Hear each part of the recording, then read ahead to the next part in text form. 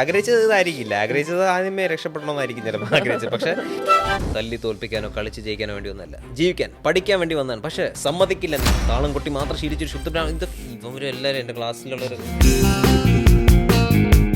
ഒരു സിനിമാടൻ്റെ മകനാണെങ്കിലോ അല്ലെങ്കിൽ സിനിമാടൻ്റെ മകൻ അല്ലെങ്കിലോ ആരാണെങ്കിലും ഡീസൻസി, എഫേർട്ട്, ഡിസിപ്ലിൻ, ഇങ്ങനെയുള്ള കുറേ കാര്യങ്ങൾ അതൊക്കെ എനിക്ക് ഭയങ്കരമായിട്ട് ഞാൻ ഫോളോ ചെയ്യണമെന്ന് ആഗ്രഹിക്കുന്നതാണ്. പണ്ടൊക്കെ നമ്മൾക്കിത് കേൾക്കുമ്പോൾ ഒരു വിഷമം അല്ലെങ്കിൽ അങ്ങനെ ഒരു പല പ്രോജക്ട്സിൽ നിന്നും അങ്ങനെ മാറേണ്ടി വന്നിട്ടുണ്ട്, പോയിട്ടുണ്ട്, ചാൻസ് പോയിട്ടുണ്ട്. മോർ ടു ലൂസ് എന്ന് വേണമെങ്കിൽ പറയാം. ബിക്കോസ് അച്ഛൻ ഇത്രയും പേരുണ്ടാക്കിയപ്പം ശരിക്കും പറഞ്ഞാൽ രജിഷ വണ്ണം കുറച്ച് നമ്മളെ ഞെട്ടിച്ചത് ഈ സിനിമയ്ക്ക് വേണ്ടിയിട്ടാണ്. മസ്തിഷ്ക മരണത്തിന് വേണ്ടിയിട്ടാണ് പുള്ളിക്കാരി മേലി.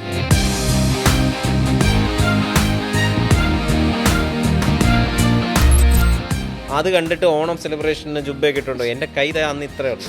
എന്നിട്ട് എങ്ങനെയുണ്ട്, ഇങ്ങനെ നോക്കി മസിൽ കാണുന്നുണ്ടോ എന്നൊക്കെ പറഞ്ഞാൽ അങ്ങനെയൊക്കെ.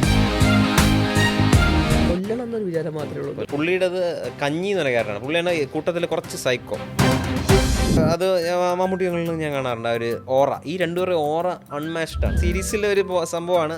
സംഭവം എന്താണെന്ന് പറയുന്നില്ല, പക്ഷെ പുള്ളി അവിടെ എടുത്ത എഫേർട്ട്, അച്ഛൻ്റെ ഡിസിപ്ലിൻ, ഭയങ്കര ഡിസിപ്ലിൻ ഉള്ളൊരു ആക്ടറാണ്. സമയം, പങ്ക്ച്വാലിറ്റിയുടെ കാര്യമാണെങ്കിലും.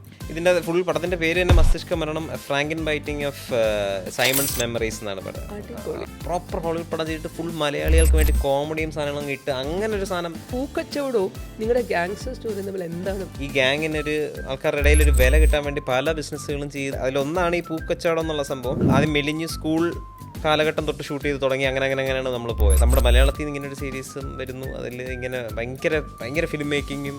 ശരിക്കും എന്താണ് ഈ സംഭവം? അതൊരു 1 സംഘം തന്നെയായിരിക്കും, 4 സംഘം.